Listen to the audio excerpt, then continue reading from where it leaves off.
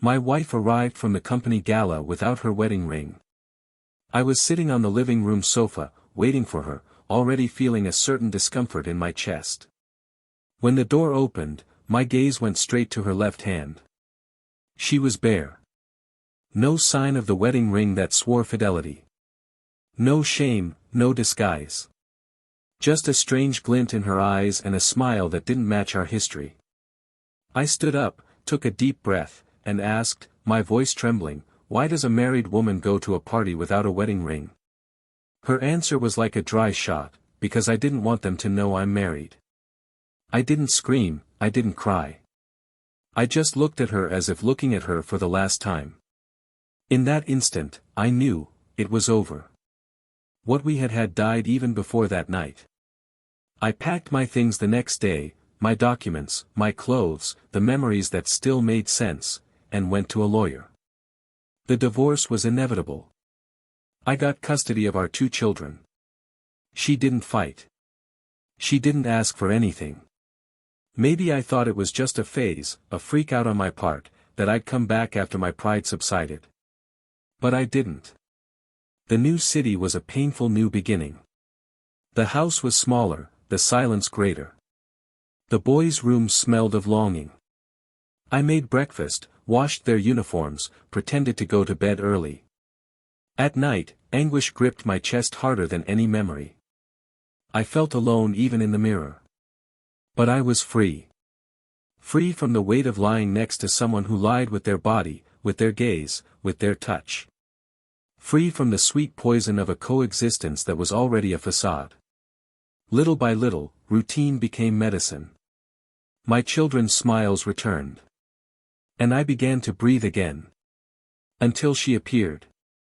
The woman who didn't carry empty promises, but a sincere gaze that disarmed me. She wasn't afraid of my pain. She touched my wounds patiently. She won my children over without asking permission. They loved her in a way that frightened me. As if they'd known her from other lives. As if they'd waited for her while everything fell apart. For the first time in so long, I felt like my life made sense again. That it was still possible to love without fear. That there was still room to build a true us. But on the other side, she, the one left behind, began to realize what she'd lost. He began to understand the value of what he'd thrown away. He returned to the old house and found it lifeless. The paintings no longer smiled. The walls were soundless. The bed was cold, and the silence was cruel. She tried to deceive herself, occupied herself with trips, shopping, forced laughter. But the absence was constant. It wasn't the absence of me. It was the absence of what we were. What we were with our children. Of Saturday mornings throwing pillows on the couch. Of movie nights cuddling. Of the routine she'd thought too small, but which now seemed so utterly missing. He tried calling, texting. Can we talk? But it was too late. My heart no longer recognized that voice. And the boys didn't run to her arms like they used to. They had learned to love cautiously. They had learned not to forget those who hurt them. Time passed. Life settled down. And then, she reappeared, teary-eyed, saying she wanted to start over. That she understood everything. That she'd lost herself for a moment and paid with eternity. She handed me a box. Inside were photos of us, and at the bottom, a letter. A folded, worn piece of paper. It was the note I'd left in her drawer during our first year of marriage. Handwritten, with a heart drawn in the corner. I promise to care for you until the end of our days. She wept as she held it like a relic. She said she'd kept it for all those years. That she'd read and reread it until she'd memorized every word. But now she understood the weight of that promise. She understood that love wasn't just presence, but choice. And that she'd chosen to leave. And in leaving, she'd killed the very thing I'd sworn to protect. In that moment, I saw not the woman who betrayed me, but the woman destroyed by her own choice. She no longer had the strength to ask for forgiveness. Her eyes only pleaded for something she couldn't even name. And I, contrary to what I imagined, didn't feel anger. I felt pity. A bitter pity, like someone watching a tragic ending unable to change the script. I told her she was free. That we all are. But some choices have a price. And hers cost everything. She cried. She left without another word. She took with her the muffled sound of an irreversible regret. Today, when I look back, I don't see hate. I see a past that taught me to value reality. That taught me that love isn't about staying at any cost, but knowing when to let go. My children grow up with a clear example of who stayed and who ran away. They know who was there when the ground fell out. They know that love is presence, respect, and constancy. And, most importantly, they know that promises aren't made to be broken at gala parties. They're made to endure the dull days. But there's one thing that still intrigues me. The last time she wrote to me, she said she'd found an old recording at the bottom of a box. My voice, telling me she was the love of my life. She swore she didn't know she still had it. She said she listened to it every night before going to sleep. I never knew she'd recorded that moment. And to this day, I don't understand. If she really saved that much, why did you choose to take off your ring that night? Maybe the answer lies where you least expect it. And maybe, it's precisely that answer that changes everything you think you know about this story. Welcome to the channel. Here, no form of cheating is supported or romanticized, on the contrary. All the stories you hear are fictional, but based on realities that many people face. The objective is clear: show how betrayal destroys families, breaks hearts and leaves deep scars that not even time can erase. Get ready. What you're about to hear is shocking, realistic and emotionally charged. Good story. Jonathan and Helena met on an ordinary summer afternoon, the kind where sunlight spills onto the sidewalks like an invitation to live.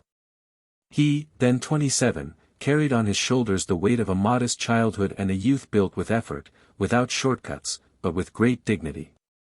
Helena, a year younger, came from a more structured family, raised in organized environments, but always with a certain emptiness in her eyes, as if waiting for something she couldn't yet name. When their paths crossed in a small café, the universe seemed to rearrange itself. Their conversations began shyly, then came long smiles, and soon, the silences between them took on meanings that words couldn't explain.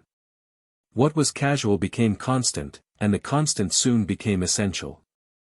Jonathan was the kind of man who spoke little but observed a lot. He carried within him a sense of responsibility that made him solid in a fluid world. He worked as a financial analyst and, even with a grueling routine, found time to surprise people, leave handwritten notes, and make breakfast on Saturdays. He loved with gestures, not with theatrical grandeur. Helena, on the other hand, was sensitive, expressive, full of dreams and vanity. She worked in the communications department of a multinational company and had always been highly competent, but also demanding of herself. She had a natural charm that drew glances wherever she went, but she never boasted about it. What made her special was the way she could listen deeply to others, making anyone feel understood. The wedding took place 2 years after their first meeting. It was simple, surrounded only by family and close friends. There was no ostentation, but there was truth. Their first home, a modest 2-story house with a small backyard, soon filled with life.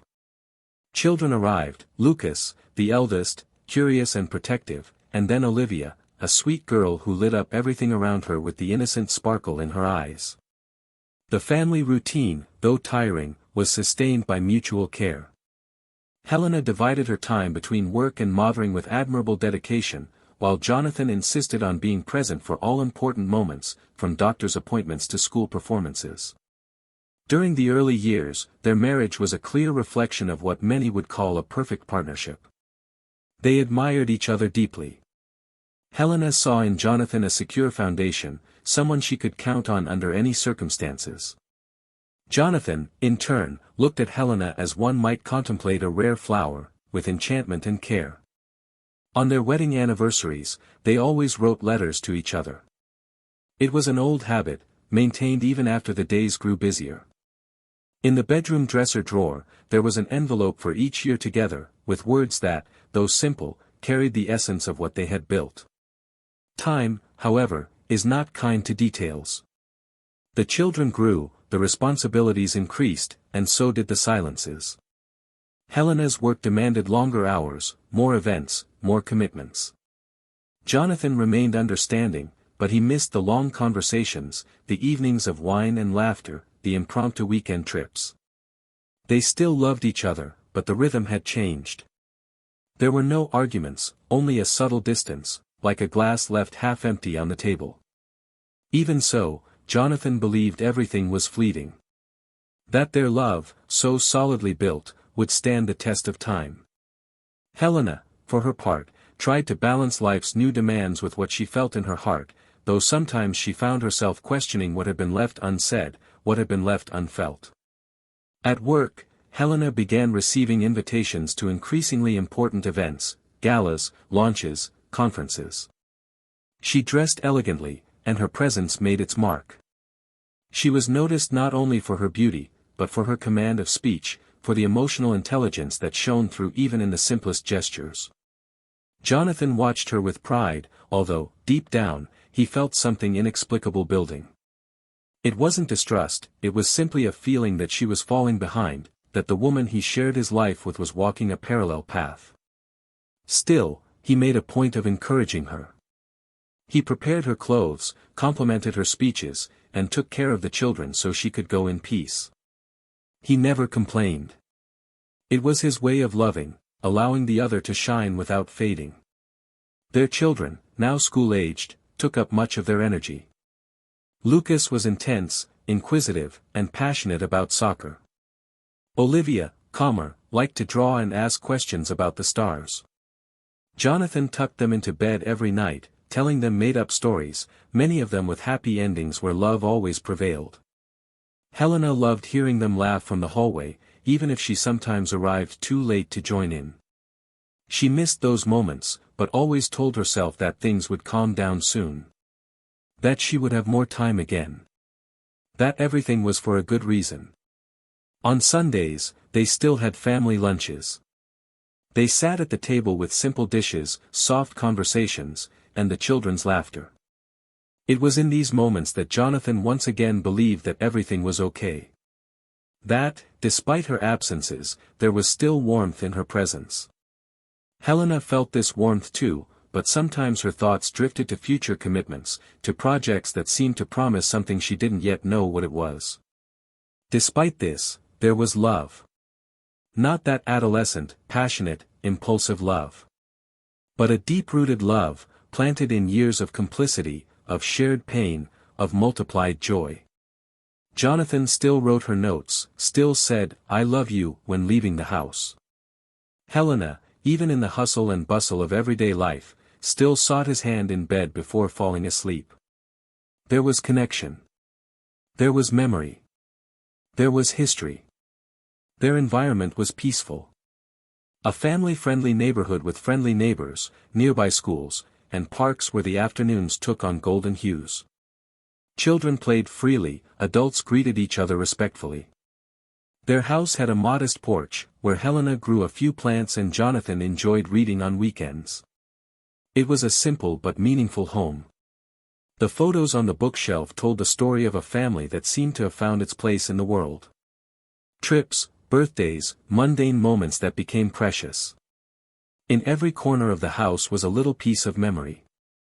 A forgotten toy, a child's drawing taped to the wall, a bookmark tucked between the pages of an unfinished novel. Everything seemed exactly as it should be. But behind the calm routine, there were gaps no one mentioned. A longing no one confessed. A desire to talk that was swallowed by fatigue. A tightness in the chest that confused itself with normalcy. Jonathan clung to what was concrete, his children, his home, his commitments. Helena sometimes lost herself in her own thoughts, searching for answers she couldn't formulate. And so, day after day, they continued living. Together. Present. but with something invisible between them. In that house, there was love, yes. But there was also silence. A silence that grew slowly, like the roots of a tree unseen, until one day, without warning, the ground cracks. And that day was closer than they imagined. Jonathan and Helena's routine continued for a few more months like a precisely choreographed but soulless dance. He would wake up early, make coffee, take the kids to school, and head to work with the same restrained serenity as always. She would leave shortly after, often already on the phone, her mind on reports, plans, and invitations to corporate events. They saw each other only at night, in brief exchanges between baths, between packing their children's lunches and completing their homework. Letters stopped being written, not for lack of declared love, but simply for lack of time and desire. Communication between them began to be filtered through strategic silences and formal smiles. When Helena said she was exhausted, Jonathan believed her. When she said she needed to go to bed early, he respected her. He never questioned her, never raised his voice, never showed the discomfort that grew within him like a caged animal. The bond between Helena and some co-workers was natural, even inevitable. With so many events requiring her presence and so many extra hours dedicated to company projects, her ties with the corporate environment grew closer. Among them, there was one in particular, discreet, polite, admired by all, one of the senior managers, with whom Helena shared not only the industry but also intellectual affinities and a lightness in conversation that, little by little, began to contrast with the silence at home. They began exchanging work emails, then messages about a book, a documentary, a quick coffee before a meeting. It all seemed innocent, functional. But the line between convenience and emotion is tenuous, almost imperceptible when crossed unintentionally. Jonathan began to notice changes. Helena dressed more carefully for work. She wore different perfumes, lingerie that had previously been saved for special occasions. It wasn't blatant, there was no apparent guilt, but the emotional distance grew with each passing day. The children began to ask why their mother was so tired, why she missed certain school performances, why she spent so much time on the phone, even on Sundays. Jonathan tried to protect his wife's image in front of his children, saying she worked hard, that she did everything for them, but inside, a growing discomfort gnawed at him silently. It was a kind of pain that didn't scream, but weighed on his chest like an anchor.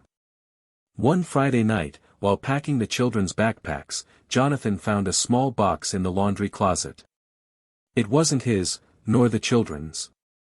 Inside was a pair of expensive earrings and an unmarked note, written in a firm hand, to the most stunning woman that night.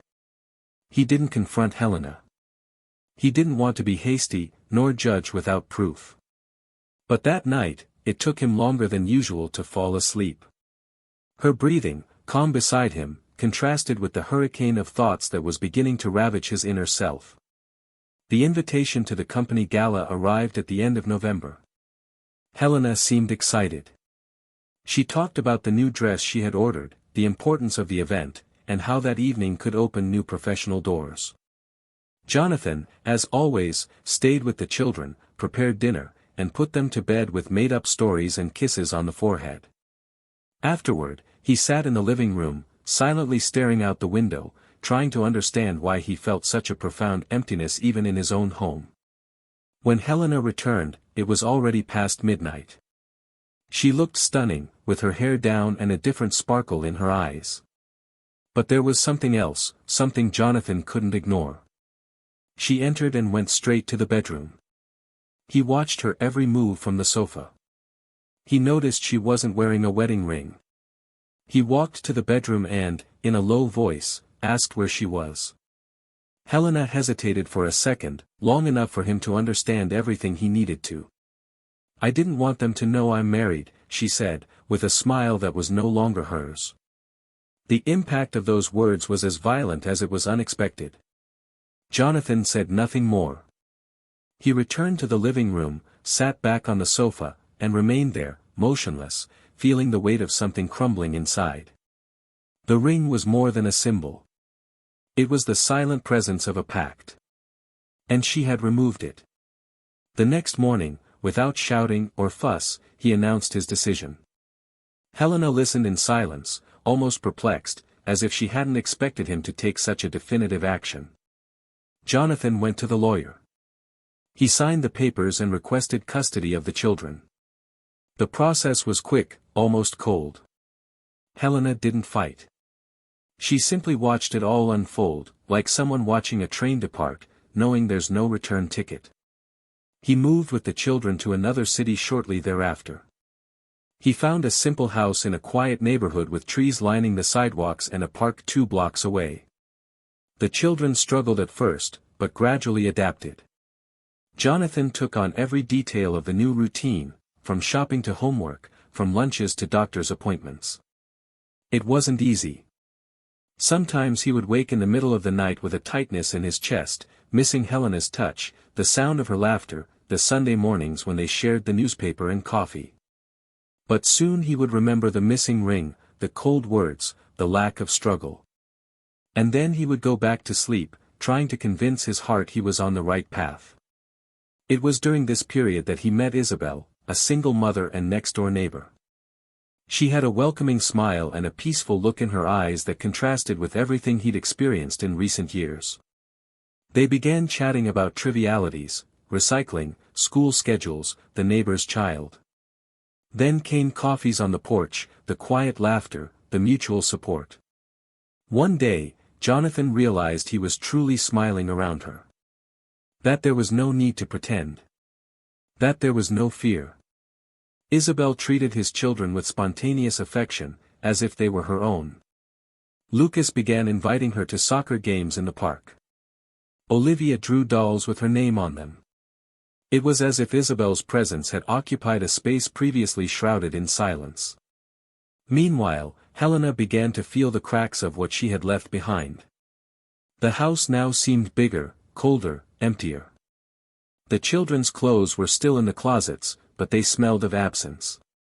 The dining table was filled with only one plate. The days seemed to drag on between gatherings and memories. Sometimes she would open the family photo album and spend hours looking back, like someone watching a movie where they already know the ending but wish they could change the script.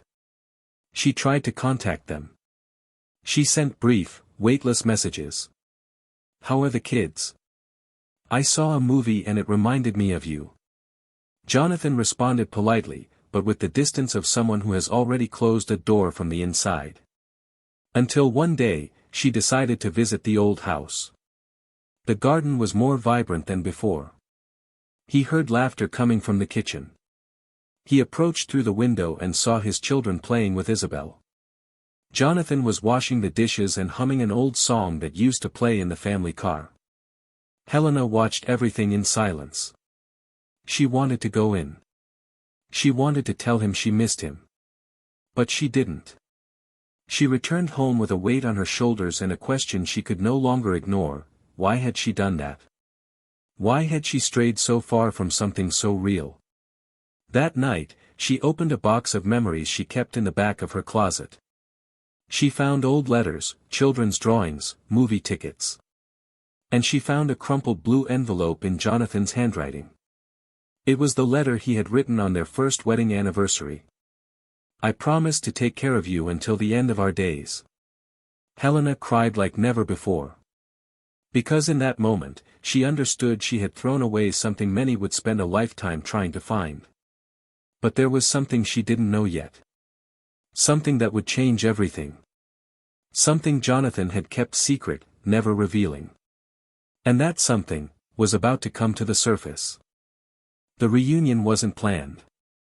It happened on a cloudy Friday morning, when Helena appeared at the door of the children's old school with tired eyes and trembling hands, holding a birthday present for Olivia.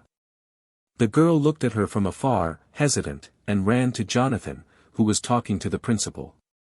He saw her approach, and for a moment, the two simply stared at each other. There was an abyss between them, a suffocating silence filled with everything that had been left unsaid, everything that had been destroyed. Helena tried to smile, but her expression broke into an almost imperceptible lament. She asked to talk. Jonathan hesitated. He didn't want to relive anything, didn't want to open wounds that had barely healed. But he gave in, for the last time, because in his heart there was still a need to understand, to conclude the story she had begun and abandoned without explanation.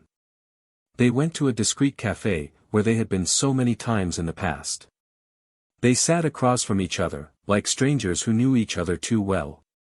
She looked at him as if begging for a breather, and Jonathan kept his eyes fixed on the cup in front of him, as if afraid to look her directly in the eye. After a few minutes of silence, Helena began to speak. Her voice was low, heavy with regret and guilt, but firm. She said she hadn't realized how much she had lost until she found herself alone, that she missed not only the children but Jonathan, his presence, the way he made her feel safe even on the most chaotic days. She said she tried to move on, but everything felt wrong. No other look carried the tenderness of his, no gesture seemed sincere enough to fill the void she had created for herself. Jonathan didn't respond immediately. He watched her for long seconds, like someone examining the wreckage of an old fire. Until his voice emerged, filled with something between sadness and disappointment. He said he'd learned to respect his own pain and that, while he didn't wish her harm, there was no longer room in his life for what she represented. He spoke with a serenity that hurt more than any accusation. Helena nodded silently, accepting the rejection as if she already knew there was no forgiveness. But before leaving, she took a small box from her bag and pushed it toward him. I found this last week, in the back of my closet. I didn't remember it still existed. It's yours, she said, her eyes moist and her voice cracking. Jonathan opened the box slowly. Inside was an old voice recorder, one of those simple models used to record thoughts or memories. He pressed the button, and his voice, young and passionate, filled the room. If you ever forget how loved you are, press play. Because you are the love of my life, Helena. And always will be. He closed his eyes for a second. It was a recording from when they were engaged. She had kept it for over a decade. Jonathan took a deep breath, but before he could say anything, Helena interrupted him, revealing with teary eyes and an almost unbearable heaviness in her tone, I listened to this every night after you left. Every day. Even when I was with him. I tried to convince myself that it was better to move on, that I had done the right thing, but that recording reminded me, every night, that I had destroyed everything for nothing. Jonathan lowered his gaze, but something inside him still didn't click. The doubt that had haunted him since the divorce was still there, alive, pulsing. It was as if something was missing. He finally asked what he'd never dared to, why didn't you fight? Why did you just accept leaving? Not a request, not a reason. You just accepted. Helena closed her eyes, and for a moment it seemed as if the world had stopped around her. Then she took a deep breath, like someone carrying a pain too old to keep hidden. She said there was a reason. Something she couldn't say at the time. Something that shamed her. And there, amid the smell of coffee and the echoes of a buried love, she revealed it. On the night of the party, when she took off her ring and said she didn't want anyone to know she was married, she had already surpassed the emotional limits she could bear. She felt neglected, invisible, tired of a marriage where she felt like she had become part of the furniture. There was confusion within her, neediness, pride. And in that emotional turmoil, she became close to someone from work who made her feel seen, admired. It was one kiss, then two, and before she knew it, she was emotionally invested. What seemed like mere neediness turned into a silent obsession. But she never loved that man. It was an escape. Something impulsive, immature, destructive. The problem wasn't just the betrayal, it was the cowardice. By the time Jonathan confronted her, she was so immersed in shame that she could no longer react. She felt she didn't deserve forgiveness, and so she let herself be swept away by the current of consequence. Jonathan remained silent. Inside, each word was a blade. The betrayal had already been felt, but hearing the details, even with regret, tore the memory to shreds. The worst, however, was yet to come.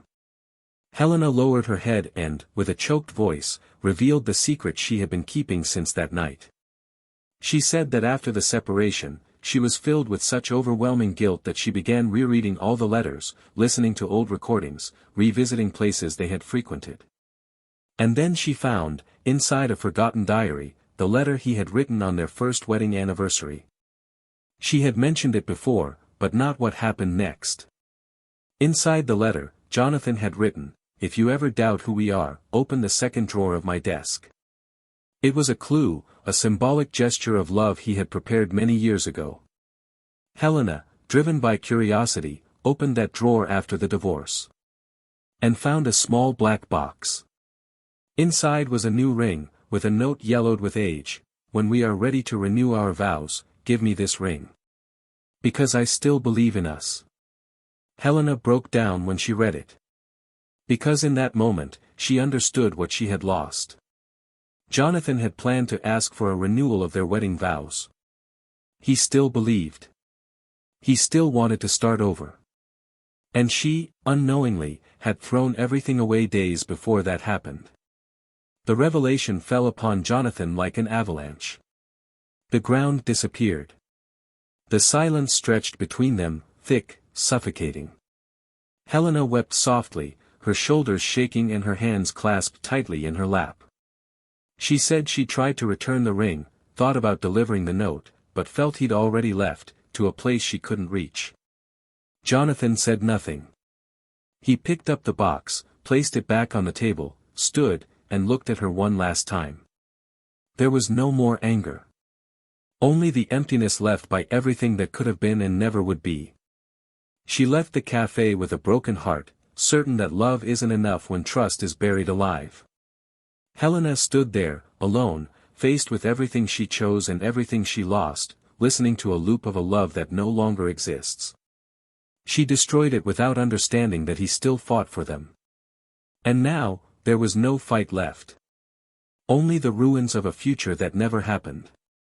Jonathan walked aimlessly down the sidewalk, his steps slow and heavy, as if each movement were an internal battle to stay on his feet. Helena's revelation still echoed in his mind, but what hurt him most was not the confirmation of the betrayal, but the note. That forgotten letter in the drawer, which he had written in a moment of blind hope, was now an open wound that exposed the full cruel irony of fate. He had dreamed of the renewal of their vows as a new beginning, a way to rekindle what time had smothered, and she was busy falling in love with the illusion of another life, allowing herself to be seduced by a distorted reflection of what she thought she deserved. The contrast between his gesture and her choice was like two paths that crossed for a moment and then went in opposite directions, with no way back. She arrived home at dusk, the sky heavy with dark hues and the cold air biting her skin. Isabelle was in the kitchen, chopping vegetables, and the children giggled in the bedroom beyond. When she heard the door, she turned and smiled. Jonathan forced a smile back, but his eyes betrayed him. She noticed. She dropped the knife and walked over to him. She didn't ask anything. She just hugged him, and he gave in to the embrace like someone who had held the world in his grasp for too long. It was different with her. Isabelle wasn't part of that cracked past. With her, everything was present. Everything was real. And in that embrace, he felt he was where he belonged. Later, when the children were asleep, they sat on the porch, as they often did on silent nights. Jonathan told her everything. About the meeting at the cafe, the recording, the forgotten letter, the ring. He spoke without interrupting, with the calm of someone who no longer needed to hold anything inside. Isabelle listened attentively, without interrupting once. By the end, her eyes were welling up, not from jealousy, but from empathy. She held his hand and said firmly, "It's not your fault you loved. You tried. The pain you feel isn't weakness, it's proof your love was true." Jonathan nodded silently. He knew she was right. But he also knew that, no matter how much he'd rebuilt his life, there was something he needed to bury once and for all, the guilt of not having been enough. Because deep down, even after everything, there was still that remnant, the remnant of someone who was left behind. In the days that followed, life resumed its course. But something had changed. Helena had opened a wound he hadn't known still existed. And no matter how hard he tried to move on, it was impossible to ignore the fragments of it all lodging themselves back in his heart. Jonathan realized this when, one afternoon, Olivia came to show him a drawing and said that the woman on his father's side was the new mom, and that she made pancakes better than the old one. He smiled, but the comment struck him strangely. Because, even unintentionally, comparisons were being made. And no matter how much Helena had been wrong, she was the mother. And the space she left, now occupied, was also a space he had once considered sacred. It was then that she decided to make a delicate decision, to allow Helena to spend a weekend with the children.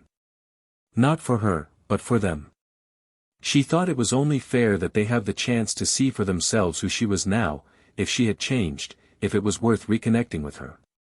Helena accepted the proposal with surprise and restrained emotion. On Friday, she arrived punctually. She looked different. She wore less makeup, less perfume, less makeup. But there was more truth in her eyes.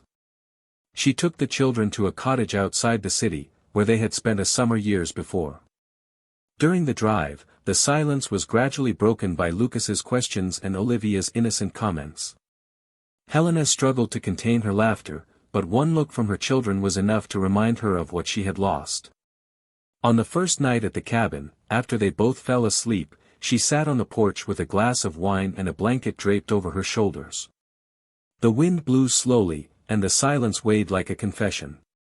On her phone screen, she opened the photo gallery and saw the image of Jonathan holding the children on an afternoon picnic. Their happiness there was so natural it hurt. She ran her finger over the image as if trying to touch what could no longer be had. And she cried. She cried with the intensity of someone who has held everything in for too long. Upon returning, the children were different. There were no excited comments, no requests for a repeat weekend. They simply hugged their father and returned to their rooms with a serenity that spoke volumes. Jonathan didn't ask anything. He waited for them to come to him, and it was Olivia who spoke first, a few days later. "Mommy is sad, Daddy. But she's trying." Jonathan simply kissed her forehead and said that sometimes people try when it's too late, but that trying is still better than running away. Lucas, older and observant, came to him that night. He said he forgave his mother but didn't want to go back to live with her. "This is our home now." These words resonated with Jonathan as confirmation that, despite the pain, he had done the right thing. Helena, however, wasn't ready to give up yet. She sent Jonathan a letter, a last attempt, not at reconquest, but at peace. In the letter, she wrote honestly about everything she felt, that she had lost herself amidst the world's expectations, that she had exchanged the essential for the ephemeral, that she had confused admiration with desire. She said the betrayal wasn't against him, but against the very story they had built, against the woman she was when they married. The letter ended with a simple request, that he be happy. That he allow his happiness not to be tainted by the past. And that, if he ever looked back, he would see not only the pain, but also the moments that were worthwhile. Jonathan read the letter silently, sitting at the same desk where he had left the note years ago. He carefully folded the paper and placed it in a folder with his old letters. Then he took the ring from the drawer, the same one he had prepared to renew his vows. He walked to the balcony, looked up at the star-filled sky, and with a serene movement, dropped the ring into the bottom of a wooden box he kept locked. He closed it and locked the drawer as well. It was time to move on. For real, this time. Days later, he took Isabelle out to dinner, something they hadn't done in weeks. They sat in a small, cozy restaurant decorated with yellow lights and music playing in the background. During dessert, Jonathan held her hand and, for the first time, told her about the ring. Not out of guilt, but out of truth. He said he kept it as a symbol of everything he'd had to learn the hard way. And that now, with her by his side, he wanted to live differently. Isabelle listened with teary eyes, squeezed his hand tightly, and said that this is what love is, knowing what you've lost to appreciate what you have. And there, amidst glances and silent promises, Jonathan finally felt he had rediscovered not only peace, but hope. It wasn't about Helena anymore. It wasn't about forgiveness or revenge. It was about rebirth. About learning that loving is also knowing when to let go.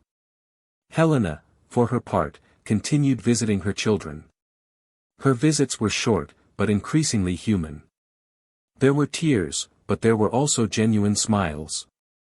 And although he never set foot in the house that was once his again, he carried in his heart the bitter certainty that absence was a choice. And that love, when scorned, doesn't wait. It leaves. And takes with it everything that could have been eternal. Time passed, but it didn't take away the weight of those choices. It simply settled them in more discreet places within the hearts of those involved. Jonathan's life moved forward with a new maturity, not only because of what he had experienced, but because of everything he had understood in the silence of the days that followed. He had understood that great pains don't disappear, but mold themselves to the body, becoming part of who we are. They don't define us, but transform us. And that pain, which once threatened to swallow everything he believed about love and fidelity, was now just a scar that taught him to recognize the value of the present. His relationship with Isabelle became increasingly solid, but not rushed. They respected time, each other's limits, and, above all, the shadows that still visited their thoughts from time to time. The children gradually adapted to the new family setup. Lucas matured with a sensitivity surprising for his age. He had increasingly profound conversations with his father, sometimes observing more than speaking, as if understanding what was left unsaid. Olivia, with her delicate manner, gradually became the link between their worlds. She knew how to express love with small gestures, a drawing left on the bed, an unexpected hug in the middle of the day, a simple question that diffused any tension. Jonathan leaned on these moments as if on invisible pillars. He didn't need much, just truth. And there, in that house, truth abounded. Helena, for her part, experienced the most introspective period of her life. Not because of the lack of external movement, but because of the avalanche of internal processes she now faced. She no longer sought to justify what she had done, nor did she see herself as a victim of circumstances. Her conscience had awakened not only to the mistakes she had made, but to the full extent of everything she had destroyed. She began attending therapy sessions, not to regain, but to rebuild herself. She needed to understand why she had sabotaged her own happiness, why she had thrown away what so many people spent their lives trying to find. And the deeper she delved into herself, the more painful it became to face her reflection in the mirror. She saw herself not as the woman who betrayed her, but as the woman who allowed emptiness to speak louder than love. The visits to the children continued, always with the same care, the same respect for boundaries. At first, there was a natural distance. But over time, they began to forge a new relationship, based more on the presence of the present than the absence of the past. Lucas, with the lucidity typical of someone who has seen too much too soon, established his own terms. He talked to his mother, but without disguising his hurts. There was no coldness, but there was protection. He feared becoming too attached again. Olivia, on the other hand, offered a kind of silent forgiveness, the kind only children are capable of giving, not because they forget, but because they still believe that love can be repaired. Helena never asked for forgiveness with words. She let her actions speak for themselves, being present, keeping her commitment, respecting the family's new space. Jonathan observed everything from a distance, without interfering, but always attentive. He knew that the children didn't need fabricated versions, but the truth. One autumn afternoon, during a meeting at Lucas's school, Helena and Jonathan were placed side by chance. The coordinator was talking about their academic performance, but they both seemed oblivious to the room, as if that moment were bringing them face to face with their unresolved past. At the end of the meeting, Helena waited for the parents to leave and, in a calm voice, thanked him for the way he had handled everything. Jonathan simply nodded, but before leaving, he blurted out something he had never said before. "The pain has passed, but what really hurt me was knowing you didn't know me. Because if you truly knew me, you would know I would have stayed, even on your worst days." Helena took a deep breath. That sentence pierced her irreversibly. She realized the problem wasn't just what she had done, but what she hadn't seen in the man who had been by her side for so many years. And in that moment, she understood definitively that there was no going back. After that, Helena decided to move. Not to escape, but to start over. She chose a nearby city, where she could maintain her connection with her children without intruding on the routine of the new family Jonathan had built. She quit her old company, opened a small handmade stationery studio, and began living a simpler life, more connected to what truly mattered. On the weekends she spent with the children, she created new traditions: picnics in the park, movie nights at home, painting afternoons. She wanted them to have a good memory of her, not just the trace of a painful story. And, little by little, without forcing it, she began to feel a peace she had never known, the peace of someone who accepts the consequences and still chooses to move on. Jonathan, in turn, found a soul mate in Elizabeth. Someone who didn't ask him to be strong all the time, but who also didn't let him forget how resilient he was. She became increasingly present in her children's lives, without taking anyone's place, but gently filling the empty spaces. One night, during a fireside chat, Elizabeth asked if he saw himself getting married again. Jonathan, gazing into the flames, replied that he was in no rush. But if he were to say yes again, it would be to someone who knew how to care not only for his love, but also for his scars. Elizabeth simply smiled and rested her head on his shoulder. It wasn't a promise. It was a presence. And so, without any major milestones, life began to settle down. The scandal of betrayal, the impact of discovery, the reunion, the secret, all of this was now history. Not because it had been forgotten, but because each piece had found its place. What was once raw pain was now learning. What was guilt became awareness. What was hurt became maturity. And in the midst of it all, one lesson became clear to everyone: love is fragile when neglected, but powerful when true.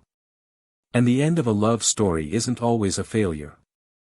Sometimes, it's just the beginning of another, more honest, more conscious, more fair to all the hearts involved. The seasons were changing again, and in that silent, welcoming home where new life flourished, Jonathan watched his children grow with the eyes of someone who had once known chaos but chosen peace. He felt whole, even with the scars he bore. Because now he understood that happiness is not the absence of pain, but the presence of meaning. And he had found his. In every simple gesture, in every step taken with truth, in every choice made with love, even when it hurt. Because love, in the end, was never just about staying. It was always about deserving to stay. As the months passed, the traces of the past were replaced by new contours of routine, but there was nothing mechanical about it. It was as if every gesture now carried intention. Jonathan, after years living in the shadows of an interrupted history, began to feel a kind of stillness that came not from the absence of problems, but from the awareness that everything had followed its necessary course. In his home, the air seemed lighter. There was more color on the walls, more sound in the mornings, more sharing at dinners.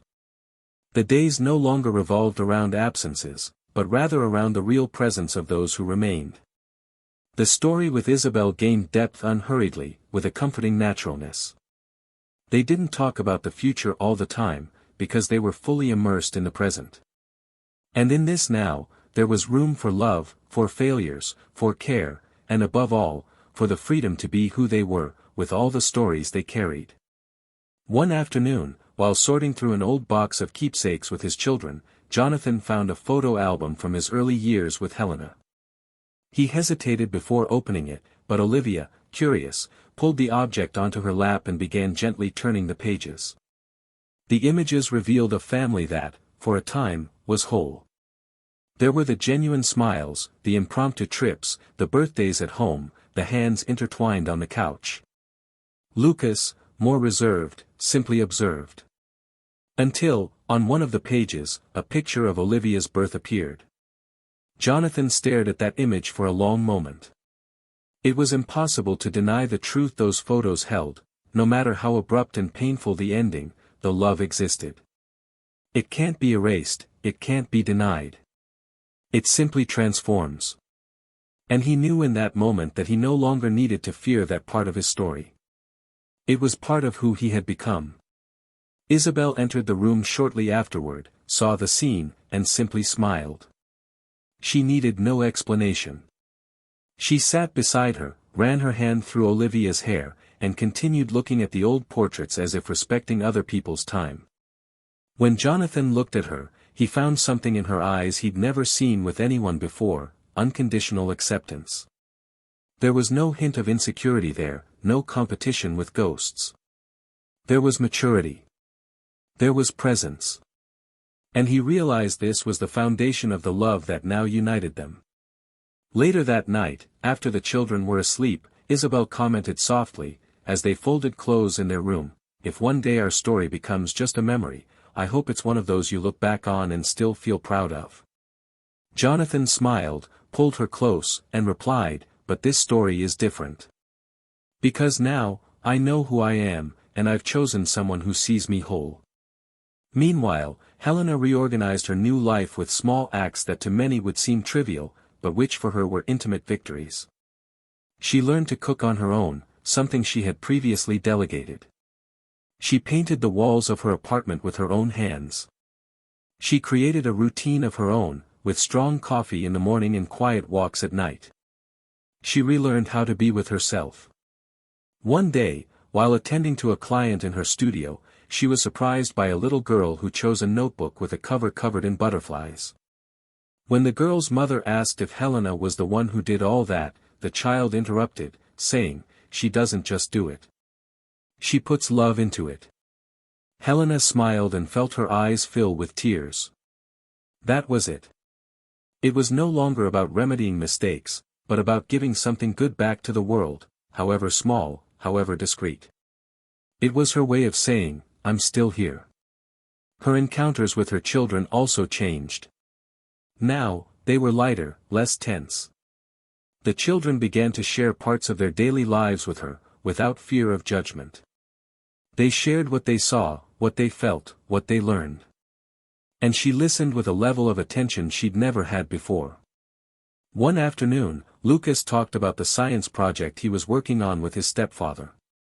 Helena listened with a tight chest, but responded with a genuine smile, "I'm glad he's helping you." Lucas nodded and, for the first time, added, "He's nice, but you're still my mother." That sentence echoed in her mind for days. Not because of its objective meaning, but because of the way it was said, with a calmness that blended acceptance and tenderness. On a rainy Saturday, while Jonathan and Isabelle were working on a puzzle with Olivia on the living room carpet, Lucas approached with an invitation. It was a school presentation, where he would be honored by the teachers for his leadership work. Jonathan looked at the invitation and smiled proudly. But, with an almost shy look, Lucas asked if they could also invite Helena. The question wasn't easy, but Jonathan understood. It was about his son. About his space to reconcile feelings that, for adults, were more difficult to accommodate. He nodded. Isabelle, who had heard everything, touched Jonathan's shoulder and said, "It'll be good for him." And it was. At the presentation, Helena sat in the same row, a few seats away. When Lucas took the stage, he looked both ways in the audience and saw his story there, fragmented, yes, but present. After the event, everyone met outside. There were shy smiles, kind words, and a mutual respect that had previously seemed impossible. On the way home, Olivia commented to Isabelle that she liked it when they were all together, even if only for a short time. And it was in that simple sentence that Jonathan realized the future was already being built. Not by the insistence on recovering what was lost, but by everyone's ability to understand that sometimes life rearranges itself in unexpected ways, but still makes it possible to love. The bad memories no longer held the same weight. And the love Helena had once destroyed was now a living lesson in choices and consequences. A daily reminder that love doesn't survive on words alone, it requires presence, listening, patience, and surrender. On a quiet evening, Jonathan was walking alone through a book fair downtown when he spotted Helena among the stalls. She saw him too. For a second, they hesitated. But then she approached. They spoke lightly, like two acquaintances who had shared something profound but now knew they belonged in different places. Helena talked about her new projects, Jonathan talked about his upcoming trip with his children. There was no resentment, no tension. Finally, she touched his arm and said, "You've become exactly the man I knew you were capable of being, but only now can I recognize." Jonathan smiled sideways. He didn't respond. But as he turned and continued on his way, he felt something like gratitude. Not for everything he'd experienced with her, but for having managed to get through it and still be whole. At home, lying next to Isabelle, he told her about the encounter. She listened with interest, without discomfort. Jonathan concluded by saying, "I think it's finally over." And Isabelle, with a soft look, replied, "It's over, but it transformed you. And that's why I love you." And there, in that simple room, with the lights dimmed and the sounds of the night in the background, was the true new beginning. Not one that erases the past, but one that embraces it, respects it, and builds upon it something firmer, truer, more mature. Because some endings don't come with slammed doors or screams. Some endings are silent. And precisely for that reason, more definitive. Time, silent and relentless, continued to advance as it always does, carrying with it the weight of the rawest memories, but leaving behind indelible marks. Jonathan, after all, found his greatest achievement in the serenity of everyday life. He no longer needed to prove anything to anyone, not even to himself. His life was built on pillars that would not crumble in the face of storms, for they had been built with pain, yes, but also with conscious choices, with true surrender, and with the firmness of someone who had come to understand the value of sober love, a love that is not paraded but sustained day by day. He was no longer driven by anger or hurt, nor did he need to shield himself from memories. His home had become a true space, where wounds were healed, where bonds were rebuilt without haste, and where affection took deep root with each new dawn. Lucas grew up with a maturity rare for his age. Not out of obligation, but out of experience. He knew how to recognize love between the lines, in the details, in the moments when no one was looking. He became an attentive, responsible young man, with a sensitivity that allowed him to hear even what was unsaid. She developed admiration for her father not only for everything he endured, but for everything he built after the pain.